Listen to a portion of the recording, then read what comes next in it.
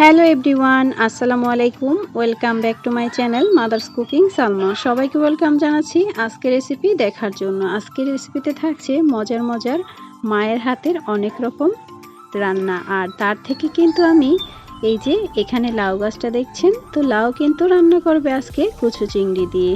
তাই কিন্তু বাজার থেকে বাবা ছোট ছোট কচু চিংড়ি নিয়ে এসেছিল। আর এই তো গাছের এই লাউটা নাকি খেতে ভীষণ মজা। যেহেতু গ্রামের বাড়ি এসেছি, গ্রামের সবজিগুলো খেতে কিন্তু অনেক মজা হয়।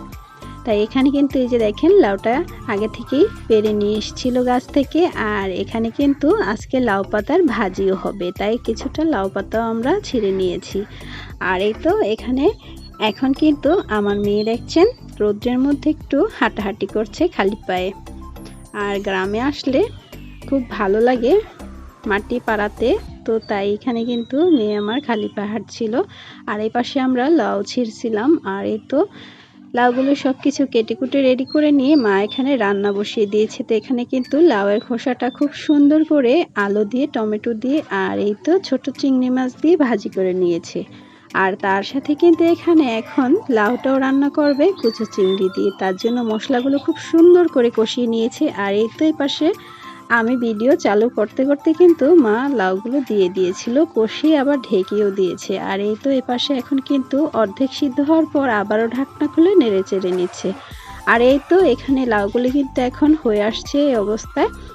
আর এই তো দেখেন মাশাআল্লাহ, এখানে কিন্তু লাউগুলো খুব সুন্দর করে রান্না হয়ে গেছে। তো এখানে কিন্তু ফাইনালি অনেক কিছু রান্না হয়েছে, আপনাদের সাথে আমি সব কিছু শেয়ার করলাম অল্প অল্প করে। পুরো রান্নাটা কিন্তু আমি আপনাদের সাথে শেয়ার করতে পারিনি, যেহেতু গ্রামের বাড়ি এসেছি, সব কিছু সম্ভব হয়ে ওঠে না ভিডিও করার জন্য। তো এখানে রান্নাটা কিন্তু অনেক মজা হয়েছিল খেতে। আর যেহেতু মাটির চুলা রান্না, খেতে কিন্তু ভীষণ মজা হয়।